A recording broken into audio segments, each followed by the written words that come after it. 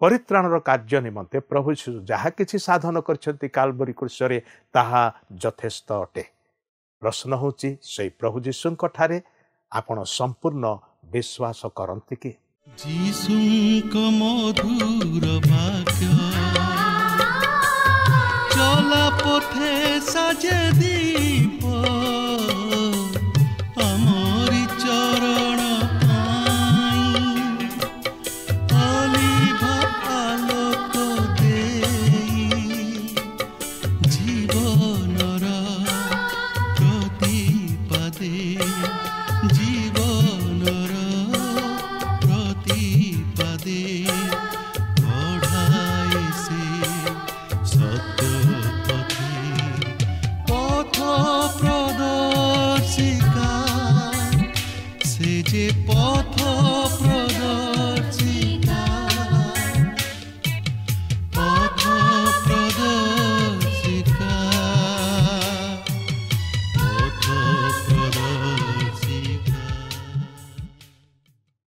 दर्शक बंधु नमस्कार।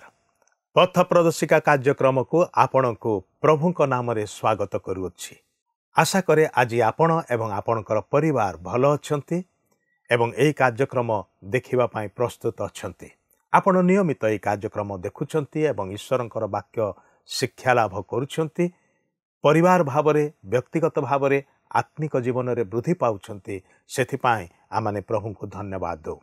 कारण यही कार्यक्रम रे ईश्वरंकर जो वाक्य अध्ययन करा जाउची तद्वारा अनेकंक जीवन रे सुंदर कार्य होउची, अद्भुत परिवर्तन आसुची। आमाने से सबु साक्ष्य जेतेबेले सुनु आमान को बहुत उत्साह आनी दिए।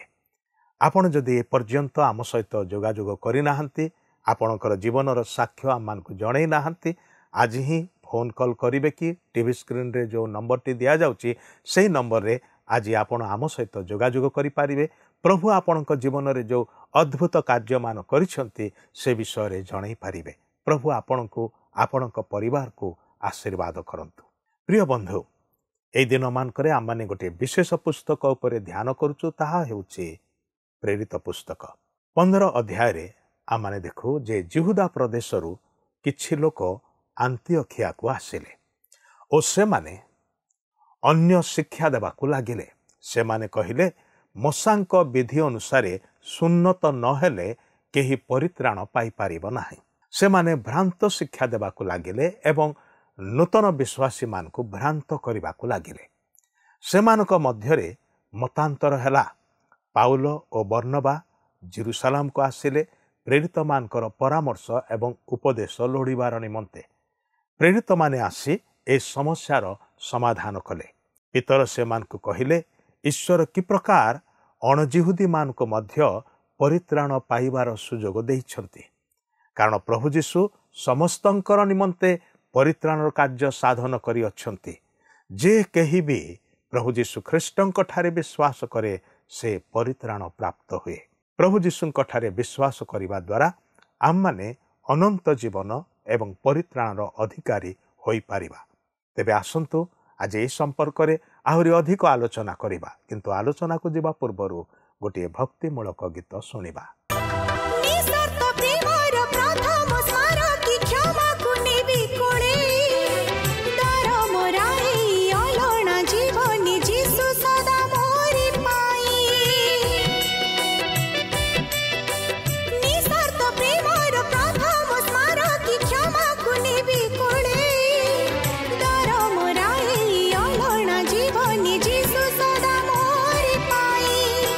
घुमुरी कांदे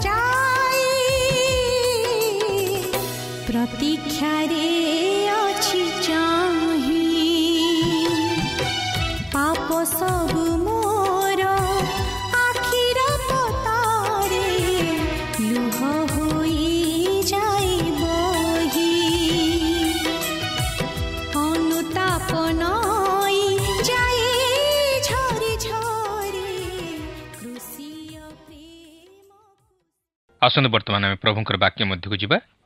ଆଜି ଆମେ ପ୍ରେରିତ ପୁସ୍ତକର 15 ପର୍ବର ପ୍ରଥମ ପଦରୁ ଆରମ୍ଭ କରି 21 ପଦ ପର୍ଯ୍ୟନ୍ତ ଅଧ୍ୟୟନ କରିବା ନିମନ୍ତେ ଯିବା।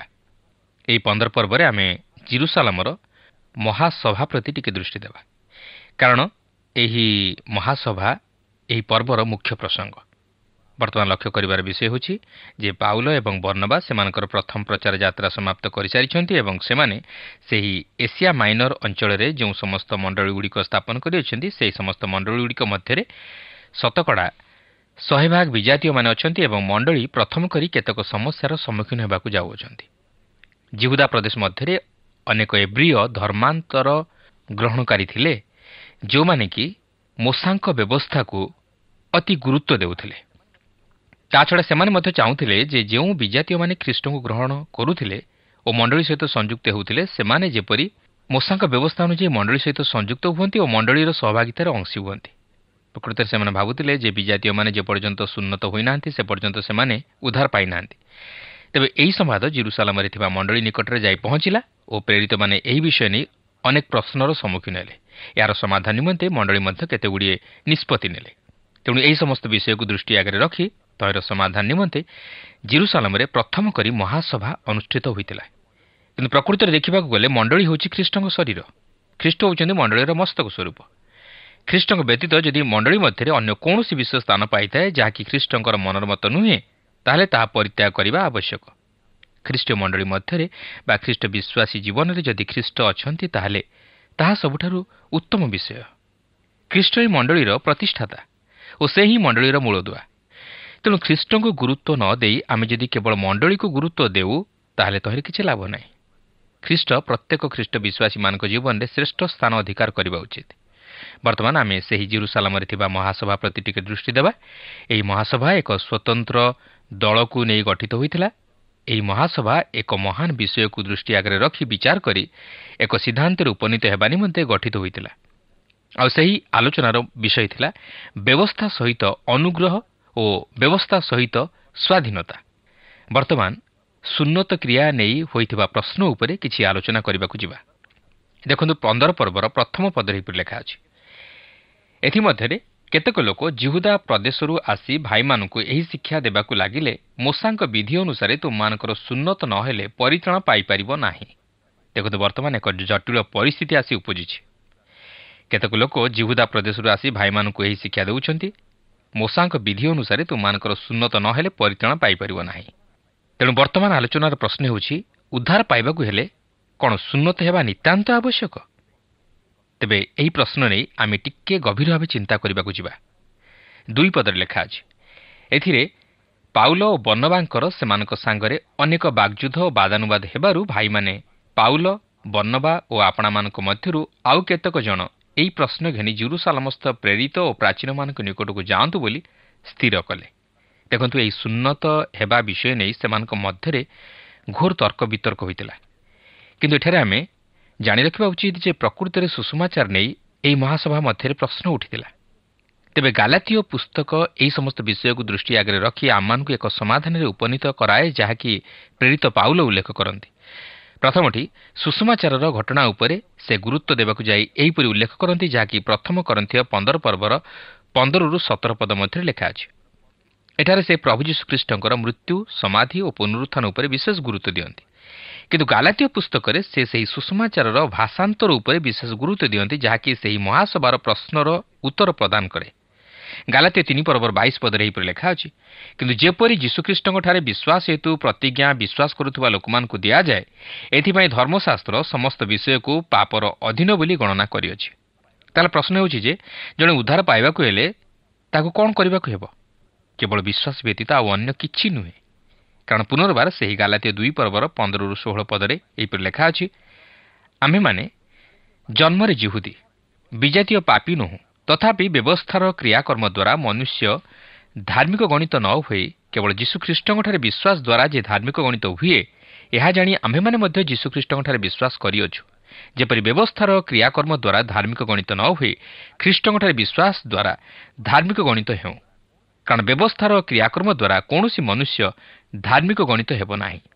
ତେବେ ଘଟଣା ହେଉଛି ଜିହୁଦୀ ଲୋକମାନେ ପ୍ରଭୁ ଯୀଶୁଙ୍କର ମୃତ୍ୟୁ ଓ ପୁନରୁତ୍ଥାନ ଉପରେ ଅବିଶ୍ୱାସ କରୁନଥିଲେ, କାରଣ ତାହାଙ୍କର ମୃତ୍ୟୁ ଓ ପୁନରୁତ୍ଥାନ ନେଇ କୌଣସି ଚାକ୍ଷୁଷ ପ୍ରମାଣ ବାକି ରହିନଥିଲା।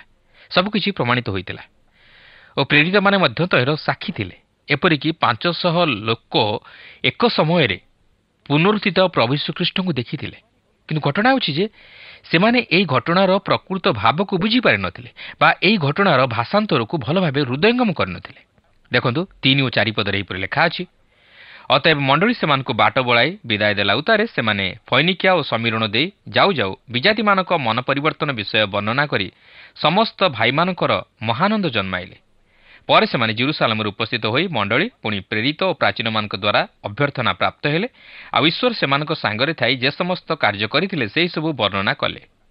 ଦେଖନ୍ତୁ, ଆନ୍ତିଓଖିଆ ମଣ୍ଡଳୀକୁ ପ୍ରେରିତ ପାଉଲ ଓ ବର୍ଣ୍ଣବା ଯେପରି ସେମାନଙ୍କ କାର୍ଯ୍ୟରେ ଏକ ବିବରଣୀ ପ୍ରଦାନ କରିଥିଲେ, ସେହିପରି ଜେରୁସାଲେମରେ ଥିବା ମଣ୍ଡଳୀକୁ ମଧ୍ୟ ସେମାନଙ୍କ କାର୍ଯ୍ୟରେ ଏକ ବିବରଣୀ ପ୍ରଦାନ କଲେ। ସେମାନେ ସେମାନଙ୍କୁ କହିଲେ, ଆମେ ସୁସମାଚାର ପ୍ରଚାର କରିଥିଲୁ ଏବଂ ପୁରୁଷ ଓ ସ୍ତ୍ରୀମାନେ ସେହି ଗାଲାତୀୟ ଦେଶରେ ଖ୍ରୀଷ୍ଟଙ୍କଠାରେ ବିଶ୍ୱାସ କଲେ। ସେମାନେ ମୋଶାଙ୍କ ବ୍ୟବସ୍ଥା ବିଷୟରେ କିଛି ଜାଣିନଥିଲେ, ମାତ୍ର ସେମାନେ ଖ୍ରୀଷ୍ଟଙ୍କଠାରେ ବିଶ୍ୱାସ କରି ଉଦ୍ଧାର ପାଇଲେ। ବାସ୍ତବରେ ପାଉଲ ଓ ବର୍ଣ୍ଣବାଙ୍କର ଅନୁଭୂତି ଅତି ଚମତ୍କାର ଥିଲା ଓ ଈଶ୍ୱର ଯେ ବିଜାତୀୟମାନଙ୍କ ପ୍ରତି ତାହାଙ୍କର ଅନୁଗ୍ରହ ପ୍ରକାଶ କରି ସେମାନଙ୍କୁ ଉଦ୍ଧାର କରିଅଛନ୍ତି ଓ ସେମାନଙ୍କ ନିମନ୍ତେ ସୁସମାଚାର ପ୍ରଚାରର ଦ୍ୱାରା ଉନ୍ମୁକ୍ତ କରିଅଛନ୍ତି, ଏହା ସେମାନେ ଜାଣିଥିଲେ ଓ ସେଥିର ସାକ୍ଷ୍ୟ ମଧ୍ୟ ବହନ କରିଥିଲେ। 5 ଓ 6 ପଦରେ ଲେଖା ଅଛି, କିନ୍ତୁ ଫାରୁସୀ ଦଳର କେତେକ ଜଣ ବିଶ୍ୱାସୀ ଉଠି କହିଲେ, ବିଜାତୀୟ ଶିଷ୍ୟମାନଙ୍କୁ ସୁନ୍ନତ କରିବା ଓ ମୋଶାଙ୍କର ବ୍ୟବସ୍ଥା ପାଳନ କରିବା ନିମନ୍ତେ ସେମାନଙ୍କୁ ଆଜ୍ଞା ଦେବା ଆବଶ୍ୟକ। ପରେ ଏହି ବିଷୟ ନେଇ ଆଲୋଚନା କରିବା ନିମନ୍ତେ ପ୍ରେରିତ ଓ ପ୍ରାଚୀନମାନେ ସମବେତ ହେଲେ। ଦେଖନ୍ତୁ, ଫାରୁସୀ ଦଳର କେତେକ ଜଣ ଏହି ବିଷୟ ନେଇ ସେମାନଙ୍କର ଭିନ୍ନ ଭିନ୍ନ ମତାମତ ଦେଉଛନ୍ତି।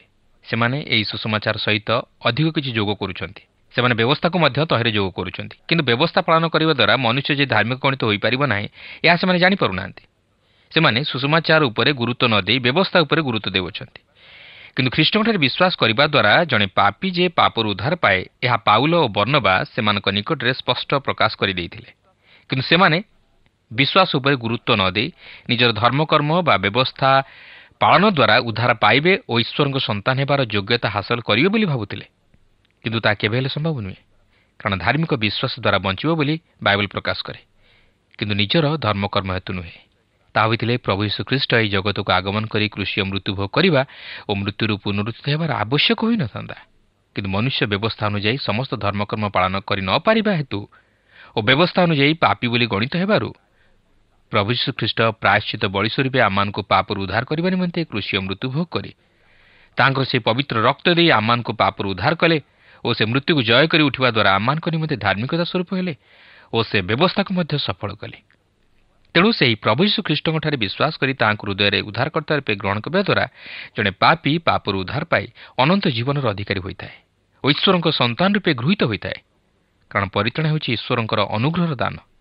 ତେବେ ଏହି ବିଷୟ ନେଇ ସେ ଜେରୁସାଲେମର ମହାସଭା ମଧ୍ୟରେ ଆଲୋଚନା କରାଯାଇଥିଲା ଓ ଏହା ଅତି ଚିତ୍ତାକର୍ଷକ ଥିଲା। ଦେଖନ୍ତୁ, ସେହି ମହାସଭା ମଧ୍ୟରେ ପିତର ଉଠି କିପରି ତାହାଙ୍କର ଅନୁଭୂତିର ସାକ୍ଷ୍ୟ ପ୍ରଦାନ କରୁଅଛନ୍ତି। ଅନେକ ତର୍କ ବିତର୍କ ହେଲା ଉତ୍ତାରେ ପିତର ଉଠି ସେମାନଙ୍କୁ କହିଲେ, ହେ ଭାଇମାନେ, ଆପଣମାନେ ଜାଣନ୍ତି ଯେ ମୋହର ମୁଖ ଦ୍ୱାରା ବିଜାତିମାନେ ଯେପରି ସୁସମାଚାର ବାକ୍ୟ ଶୁଣି ବିଶ୍ୱାସ କରନ୍ତି, ଏଥିପାଇଁ ଅନେକ ଦିନ ପୂର୍ବେ ଈଶ୍ୱର ଆପଣମାନଙ୍କ ମଧ୍ୟରୁ ମୋତେ ମନୋନୀତ କରିଥିଲେ। ଦେଖନ୍ତୁ, ପ୍ରେରିତମାନେ ଓ ପ୍ରାଚୀନମାନେ ଏହି ବିଷୟ ନେଇ ଆଲୋଚନା କରିବା ନିମନ୍ତେ ଓ ଏକ ସିଦ୍ଧାନ୍ତରେ ଉପନୀତ ହେବା ନିମନ୍ତେ ସମବେତ ହୋଇଛନ୍ତି, କାରଣ ସେହି ଆଲୋଚ୍ୟ ପ୍ରସଙ୍ଗ ଅତି ଜଟିଳ ଥିଲା। ତେଣୁକରି ଏହାର ସମାଧାନ ଅତି ଜରୁରୀ ଥିଲା ଓ ସିମୋନ ପିତର ହେଉଛନ୍ତି ପ୍ରଥମ ବ୍ୟକ୍ତି ଯିଏକି ନିଜର ନିଷ୍ପତ୍ତି ପ୍ରଥମେ ଶୁଣାଇ ଦେଇଥିଲେ। ତେବେ ମୁଁ ଭାବୁନାହିଁ ଯେ ପିତର ପ୍ରଥମ ଥର ପାଇଁ ଏହି ବିଷୟ ପ୍ରକାଶ କରନ୍ତି। ସେ ଏଥିପୂର୍ବରୁ ମଧ୍ୟ ଆଉ ଥରେ କର୍ଣ୍ଣେଲିୟଙ୍କର ଧର୍ମାନ୍ତର ଗ୍ରହଣ ସମୟରେ ପ୍ରକାଶ କରିଥିଲେ। ଏହା ପିତରଙ୍କ ନିମନ୍ତେ କିଛି ନୂଆ ନିଷ୍ପତ୍ତି ନଥିଲା। ସେ କର୍ଣ୍ଣେଲିୟଙ୍କ ଘଟଣାରେ ଏହି ଅନୁଭୂତି ଲାଭ କରିସାରିଥିଲେ ଓ ଏକ ସିଦ୍ଧାନ୍ତରେ ଉପନୀତ ହୋଇସାରିଥିଲେ। କିନ୍ତୁ ଏହି ଅନୁଭୂତି ଲାଭ କରିବା ପୂର୍ବରୁ ପିତର ନିଜେ ମଧ୍ୟ ଅତି ଆଶ୍ଚର୍ଯ୍ୟ ହୋଇଯାଇଥିଲେ ଯେତେବେଳେ ତାହାଙ୍କୁ ଜଣେ ବିଜାତୀୟଙ୍କ ଗୃହରେ ସୁସମାଚାର ପ୍ରଚାର କରିବା ନିମନ୍ତେ ଆଦେଶ ଦିଆଯାଇଥିଲା। ସେମାନେ ଅସୁନତ ଲୋକ ଥିଲେ। ସେମାନେ ମୋଶାଙ୍କ ବ୍ୟବସ୍ଥାକୁ ଅନୁସରଣ କରୁନଥିଲେ କି ମୋଶାଙ୍କ ବ୍ୟବସ୍ଥା ବିଷୟରେ କିଛି ଜାଣିନଥିଲେ, କିନ୍ତୁ ସେମାନେ ସୁସମାଚାର ଶୁଣି ବିଶ୍ୱାସ କରିବା ଦ୍ୱାରା ଉଦ୍ଧାରପ୍ରାପ୍ତ ହୋଇଥିଲେ। ତେବେ ସେହି ମହାସଭାର ସଦସ୍ୟମାନେ ପିତରଙ୍କର କଥା ଶୁଣିଥିଲେ, ଯେହେତୁ ସେ ମଧ୍ୟ ଜିହୁଦୀମାନଙ୍କ ପରି ଜଣେ ଜିହୁଦୀ ଥିଲେ। ସେ ନିଜେ କହନ୍ତି ଯେ ସେ କେବେ ହେଲେ କୌଣସି ଅଶୁଚି ଦ୍ରବ୍ୟ ଭୋଜନ କରିନଥିଲେ କି କୌଣସି ବିଜାତୀୟର ଗୃହରେ ଯାଇ ପ୍ରଚାର କରିବେ ବୋଲି ଭାବିନଥିଲେ। ସେ ମୋଶାଙ୍କ ବ୍ୟବସ୍ଥା ସହିତ ଅତି ପରିଚିତ ଥିଲେ। ତେଣୁ ପିତର ଯଦି କିଛି କହନ୍ତି ତାହେଲେ ସେମାନେ ଶୁଣିବେ। ବର୍ତ୍ତମାନ ପିତର ପରିଷ୍କାର ଭାବେ ପ୍ରକାଶ କରି କହନ୍ତି ଯେ ବିଜାତୀୟମାନେ ତାହାଙ୍କ ମୁଖରୁ ସୁସମାଚାର ଶୁଣି ବିଶ୍ୱାସ କରିବାରୁ ଉଦ୍ଧାର ପାଇଲେ। ସେମାନେ ଈଶ୍ୱରଙ୍କ ଅନୁଗ୍ରହରେ ଉଦ୍ଧାର ପାଇଥିଲେ। ପିତର ନିଜେ ମଧ୍ୟ ଏହି ଶିକ୍ଷା ପାଇଥିଲେ ଯେ ଜଣେ ଲୋକ ଉଦ୍ଧାର ପାଇବା ତାହାର ମାଂସ ଖାଇବା ବା ନ ଖାଇବା ଉପରେ ନିର୍ଭର କରେ ନାହିଁ, ମାତ୍ର ତାହାର ସୁସମାଚାରରେ ବିଶ୍ୱାସ କରିବା ଉପରେ ନିର୍ଭର କରେ। କାରଣ ପରିତ୍ରାଣ ହେଉଛି ଈଶ୍ୱରଙ୍କର ଅନୁଗ୍ରହର ଦାନ।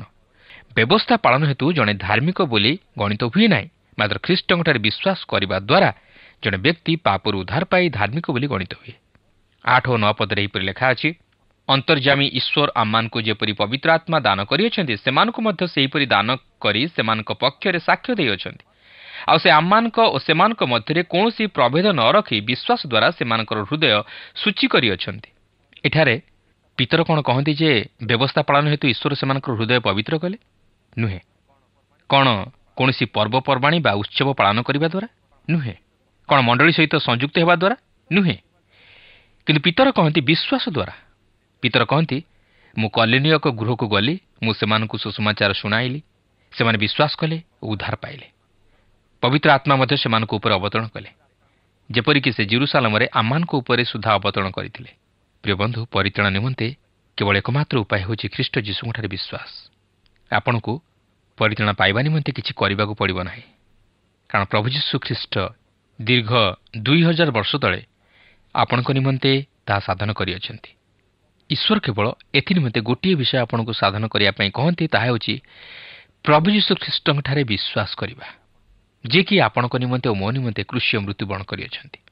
15 ପର୍ବର 10 ପଦରେ ଏହିପରି ଲେଖା ଅଛି, ଏଣୁ ଯେଉଁ ଜୁଆଳି ଆମମାନଙ୍କ ପିତୃପୁରୁଷ ଓ ଆମ୍ଭେମାନେ ବହିବାକୁ ଅକ୍ଷମ ହେଲୁ, ସେହି ଜୁଆଳି ଶିଷ୍ୟମାନଙ୍କ କାନ୍ଧରେ ଦେଇ କାହିଁକି ଆପଣମାନେ ଈଶ୍ୱରଙ୍କୁ ପରୀକ୍ଷା କରୁଅଛନ୍ତି? ପିତର ଏଠାରେ ଏକ ଚମତ୍କାର ବିଷୟ ପ୍ରକାଶ କରୁଅଛନ୍ତି। ସେ କହନ୍ତି, ସେମାନେ କିମ୍ବା ସେମାନଙ୍କର ପିତୃପୁରୁଷ ବ୍ୟବସ୍ଥା ପାଳନ କରିବାକୁ ଅସମର୍ଥ ହେଲେ। ତେବେ ଏହି ବିଷୟ ମୁଁ ପୂର୍ବରୁ କହିସାରିଛି ଓ ବର୍ତ୍ତମାନ ମଧ୍ୟ କହି ରଖେ ଯେ ଈଶ୍ୱର କୌଣସି ବ୍ୟବସ୍ଥା ପାଳନକାରୀକୁ ଉଦ୍ଧାର କରନ୍ତି ନାହିଁ, କାରଣ କୌଣସି ମନୁଷ୍ୟ ବ୍ୟବସ୍ଥା ପାଳନ ହେତୁ ଧାର୍ମିକ ବୋଲି ଗଣିତ ହୋଇପାରିବ ନାହିଁ। ସେଦିନ ପିତର ମଧ୍ୟ ତାହା ଜାଣିଥିଲେ। କିନ୍ତୁ କାହିଁକି ଜାଣନ୍ତି? ଏପରି କୌଣସି ଲୋକ ନାହିଁ ଯେ କି ବ୍ୟବସ୍ଥାକୁ ଅକ୍ଷରେ ଅକ୍ଷରେ ପାଳନ କରିପାରେ। କିନ୍ତୁ ଈଶ୍ୱର କେବଳ ଗୋଟିଏ ବିଷୟ ନେଇ ମନୁଷ୍ୟକୁ ଉଦ୍ଧାର କରନ୍ତି, ଆଉ ତାହା ହେଉଛି ପ୍ରଭୁ ଯୀଶୁ ଖ୍ରୀଷ୍ଟଙ୍କର ମୃତ୍ୟୁ ଓ ପୁନରୁତ୍ଥାନରେ ବିଶ୍ୱାସ କରିବା ଦ୍ୱାରା। ଖ୍ରୀଷ୍ଟଙ୍କ ପୂର୍ବରୁ ମନୁଷ୍ୟମାନେ ଈଶ୍ୱରଙ୍କ ନିକଟକୁ ବଳିଦାନ ଆଣିଲେ। ସେମାନେ ବିଶ୍ୱାସ ସହକାରେ ସେହି ବଳିଦାନ ଆଣିଲେ। ହେବଲ ବୁଝିପାରିଥିଲେ ଯେ ସେହି ଛୋଟ ମେଷ ଶାବକ ପାପ ହରଣ କରିପାରିବ ନାହିଁ। ସେ ବୁଝିପାରିଥିଲେ ଯେ ସେହି ଛୋଟ ମେଷ ତାହାଙ୍କୁ ଦର୍ଶାଏ ଯାହାଙ୍କୁ ତାହାଙ୍କର ମାତାଙ୍କ ବିଷୟରେ ଈଶ୍ୱର କହିଥିଲେ। ଈଶ୍ୱର କହିଥିଲେ ଯେ ଆଉ ଆମ୍ଭେ ତୁମ୍ଭର ଓ ନାରୀର ମଧ୍ୟରେ, ପୁଣି ତୁମ୍ଭ ବଂଶ ଓ ତାହା ବଂଶ ମଧ୍ୟରେ ବୈରଭାବ ଜନ୍ମାଇବା। ସେ ତୁମ୍ଭର ମସ୍ତକକୁ ଆଘାତ କରିବ ଓ ତୁମ୍ଭେ ତାହାର ଗୋଇଠିକି ଆଘାତ କରିବ।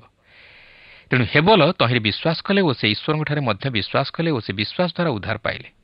ତେଣୁ ପିତର କହନ୍ତି, ମୁଁ ସତ କହୁଛି, ଆମମାନେ ଯେ କେହି ହେଲେ ବ୍ୟବସ୍ଥା ପାଳନ କରିପାରୁନାହୁଁ, କାହିଁକି ଆମେ ତାହା ସ୍ୱୀକାର କରିବା ନାହିଁ? କାହିଁକି ଆମେ ନିଜର ଦୁର୍ବଳତା ସବୁକୁ ଦେଖୁନାହୁଁ? ଆପଣ ଦେଖନ୍ତୁ, ଆମେ ଆତ୍ମିକ ଜୀବନରେ ଉଚ୍ଚମାନର ଜୀବନଯାପନ କରୁଅଛୁ ବୋଲି କହି ଯଦି ତାହା ନ କରୁ, ତାହେଲେ ତାଠାରୁ ବଳି ପ୍ରତାରଣାର ବିଷୟ ଆଉ କିଛି ନାହିଁ। ଆମେ ଯଦି ବ୍ୟବସ୍ଥା ଅନୁଯାୟୀ ଜୀବନଯାପନ କରୁଅଛୁ ବୋଲି କହୁ ବା ଈଶ୍ୱରଙ୍କ ବାକ୍ୟ ଅନୁଯାୟୀ ଜୀବନଯାପନ କରୁଅଛୁ ବୋଲି କହୁ, ମାତ୍ର ସେହିପରି ଜୀବନଯାପନ ନ କରୁ, ତାହେଲେ ତାଠାରୁ ବଳି ପ୍ରତାରଣାର ବିଷୟ ଆଉ କିଛି ନାହିଁ। ସେଦିନ ସେହି ମହାସଭାର ସଦସ୍ୟମାନେ ବ୍ୟବସ୍ଥା ପାଳନ କରିବାକୁ ଅକ୍ଷମ ଥିଲେ, ମାତ୍ର ସେମାନେ ଅନ୍ୟମାନଙ୍କୁ ତାହା କରିବା ନିମନ୍ତେ ବାଧ୍ୟ କରୁଥିଲେ। ସେମାନେ ମୂଷାଙ୍କ ବ୍ୟବସ୍ଥା ଉପରେ ବିଶେଷ ଗୁରୁତ୍ୱ ଦେଉଥିଲେ, ମାତ୍ର ତାହା ଆକ୍ଷରିକ ଭାବେ ପାଳନ କରିପାରୁନଥିଲେ, କିନ୍ତୁ ସେମାନଙ୍କୁ ସୁହାଇଲା ଭଳି କାର୍ଯ୍ୟ କରୁଥିଲେ। କିନ୍ତୁ ଆମେ ଯଦି ନିଜର ପାପ ନିମନ୍ତେ ଅନୁତାପ କରି ପ୍ରଭୁ ଯୀଶୁଙ୍କଠାରେ ବିଶ୍ୱାସ କରିବା ଓ ତାହାଙ୍କ ନିକଟରେ ନିଜର ପାପ ସବୁ ସ୍ୱୀକାର କରିବା, ତାହେଲେ ସେ ଆମମାନଙ୍କୁ ପାପରୁ ଉଦ୍ଧାର କରି ସେହି ପରିତ୍ରାଣର ଅଧିକାରୀ କରାଇବେ। କିନ୍ତୁ ବ୍ୟବସ୍ଥା ପାଳନ ହେତୁ ନୁହେଁ, ମାତ୍ର ଖ୍ରୀଷ୍ଟଙ୍କଠାରେ ବିଶ୍ୱାସ କରି ତାହାଙ୍କୁ ନିଜ ହୃଦୟରେ ଉଦ୍ଧାରକର୍ତ୍ତା ରୂପେ ଗ୍ରହଣ କରିବା ଦ୍ୱାରା। ସେଥିପାଇଁ ଯୋହନ 6 ପର୍ବର 37 ପଦରେ ଲେଖା ଅଛି, ପିତା ଯେ ସମସ୍ତଙ୍କୁ ମୋତେ ଦାନ କରନ୍ତି, ସେମାନେ ମୋ ନିକଟକୁ ଆସିବେ, ଆଉ ଯେ ମୋ ନିକଟକୁ ଆସେ ତାହାକୁ ମୁଁ କୌଣସି ପ୍ରକାର ବାହାର କରିଦେବି ନାହିଁ। ବାସ୍ତବରେ ଯେଉଁମାନେ ଭଗ୍ନଚୂର୍ଣ୍ଣ ଅନ୍ତଃକରଣ ନେଇ ପ୍ରଭୁ ଯୀଶୁଙ୍କର ନିକଟବର୍ତ୍ତୀ ହୁଅନ୍ତି, ସେମାନେ ହିଁ କେବଳ ତାହାଙ୍କ ଅନୁଗ୍ରହର ଅଧିକାରୀ ହୁଅନ୍ତି। ପ୍ରେରିତ 15 ପର୍ବର 11 ପଦରେ ଏହିପରି ଲେଖା ଅଛି, କିନ୍ତୁ ସେମାନେ ଯେ ପ୍ରକାର ଆମମାନେ ମଧ୍ୟ ସେ ପ୍ରକାର ପ୍ରଭୁ ଯୀଶୁଙ୍କ ଅନୁଗ୍ରହରେ ପରିତ୍ରାଣ ପାଇବୁ ବୋଲି ବିଶ୍ୱାସ କରୁଅଛୁ।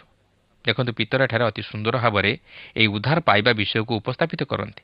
ଯିହୁଦୀମାନେ ବିଜାତୀୟମାନଙ୍କ ପରି ଉଦ୍ଧାର ପାଇବା ଆବଶ୍ୟକ।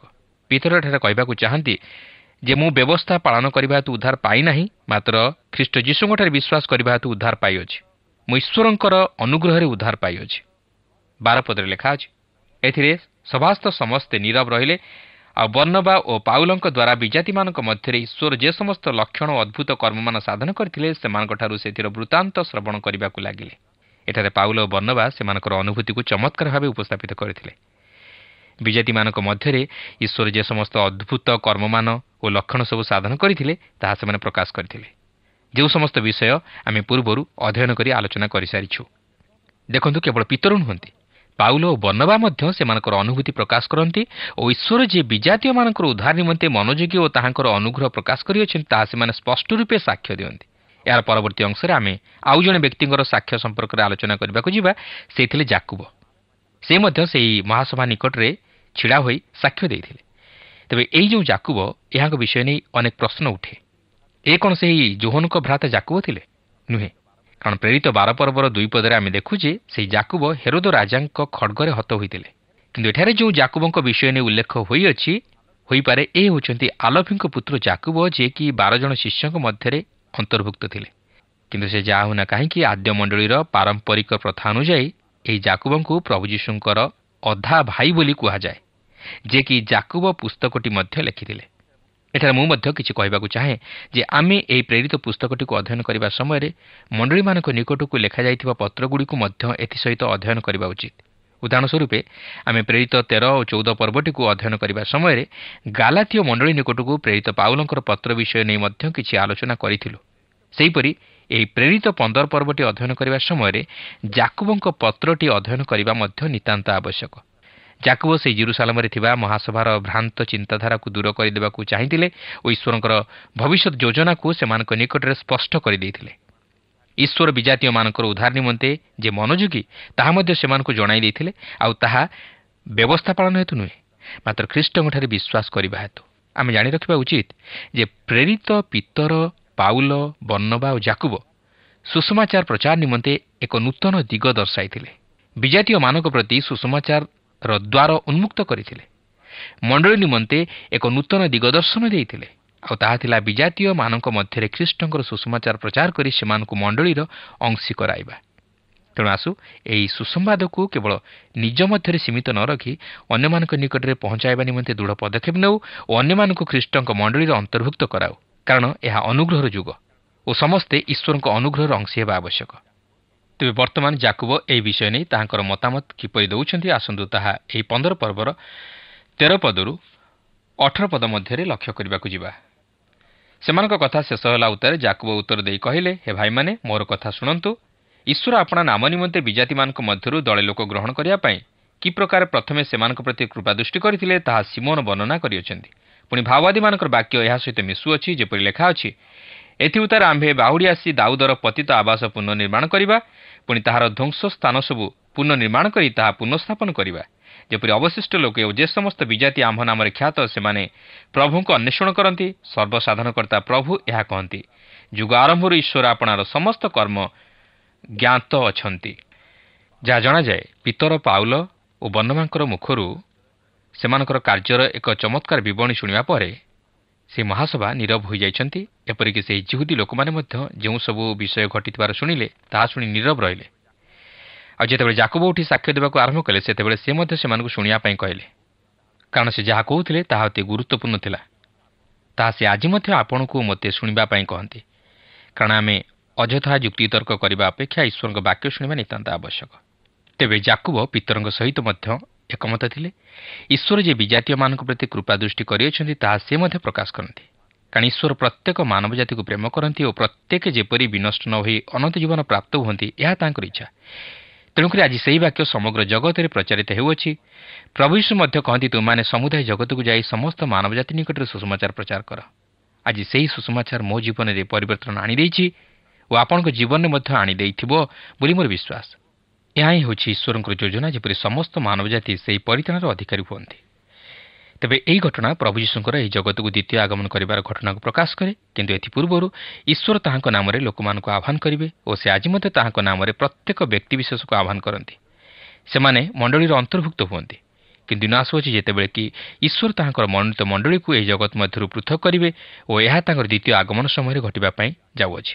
ଏହାପରେ 19-21 ପଦ ମଧ୍ୟରେ ଲେଖା ଅଛି, ଅତଏବ ମୋର ବିଚାର ଏହି विजातिमानक मध्यरु जोमाने ईश्वरଙ୍କ प्रति फेरନ୍ତି ସେମାନଙ୍କୁ ଆମମାନେ ଭାରଗ୍ରସ୍ତ କରିବା ନାହିଁ କିନ୍ତୁ ପ୍ରତିମା ସମ୍ବନ୍ଧୀୟ ଅସୁଚିତା ପରଦାର ଶ୍ୱାସରୋଧ ଦ୍ୱାରା ମୃତ ପ୍ରାଣୀ ଓ ରକ୍ତରୁ ପୃଥକ ରହିବା ନିମନ୍ତେ ଆମମାନେ ସେମାନଙ୍କୁ ଲେଖୁ କାରଣ ପ୍ରାଚୀନ କାଳରୁ ପ୍ରତି ନଗରରେ ମୂଷାଙ୍କର ପ୍ରଚାରକମାନେ ଅଛନ୍ତି ଏଣୁ ପ୍ରତି ବିଶ୍ରାମବାରରେ ସମାଜ ଗୃହ ସମୟରେ ତାହାଙ୍କ ବ୍ୟବସ୍ଥା ପାଠ କରାଯାଉଅଛି ତେଣୁ ପ୍ରଭୁଙ୍କ ନାମର ଧନ୍ୟବାଦ ହେଉ ଯେ ସେ ଆମମାନଙ୍କୁ ବ୍ୟବସ୍ଥା ଅନୁଯାୟୀ ବିଚାର ନ କରି ତାଙ୍କର ଅସୀମ ଅନୁଗ୍ରହରେ ଖ୍ରୀଷ୍ଟ ଯୀଶୁଙ୍କଠାରେ ବିଶ୍ୱାସ କରିବା ଦ୍ୱାରା ତାଙ୍କର ସନ୍ତାନ ହେବାର ଅଧିକାରୀ କରାଇଅଛନ୍ତି ଓ ସେହି ପରିତ୍ରାଣର ଅଧିକାରୀ ହେବା ନିମନ୍ତେ ଅନୁଗ୍ରହ ପ୍ରକାଶ କରିଅଛନ୍ତି ପ୍ରଭୁ ପ୍ରତ୍ୟେକଙ୍କୁ ଆଶୀର୍ବାଦ କରନ୍ତୁ। ପ୍ରିୟ ବନ୍ଧୁ ଆଶା କରେ ଆଜିର ଅଧ୍ୟୟନଟି ଆପଣଙ୍କୁ ନିଶ୍ଚୟ ଭଲ ଲାଗିଛି ଏବଂ ଆତ୍ମିକ ଜୀବନର ନିମନ୍ତେ ଏହା ଉପକାରର କାରଣ ହୋଇଛି। ପରିତ୍ରାଣ ନିମନ୍ତେ ପ୍ରଭୁ ଯୀଶୁ ଖ୍ରୀଷ୍ଟଙ୍କଠାରେ ବିଶ୍ୱାସ କରିବା ଯଥେଷ୍ଟ ଅଟେ। ବିଶ୍ୱାସ ସହିତ ଆଉ କିଛି ଯୋଗ କରିବା ଆବଶ୍ୟକ ନାହିଁ। ଯଦି ଆମେ ବିଶ୍ୱାସ ସହିତ ମୂଷାଙ୍କର ବ୍ୟବସ୍ଥାକୁ ଯୋଗ କରୁ ତେବେ ପ୍ରଭୁ ଯୀଶୁ କ୍ରୁଶ ଉପରେ କରିଥିବା ପରିତ୍ରାଣର କାର୍ଯ୍ୟ ଉପରେ ଆମେ ସମ୍ପୂର୍ଣ୍ଣ ଭରସା ରଖିପାରୁନାହୁଁ। ଆମେ କ'ଣ ପ୍ରଭୁ ଯୀଶୁ ଖ୍ରୀଷ୍ଟଙ୍କଠାରେ ଏବଂ କାଲବରୀ କ୍ରୁଶରେ ସେ ସମ୍ପୂର୍ଣ୍ଣ କରିଥିବା ପରିତ୍ରାଣର କାର୍ଯ୍ୟରେ ପ୍ରାୟଶ୍ଚିତ କାର୍ଯ୍ୟରେ ବିଶ୍ୱାସ କରୁଛୁ କି?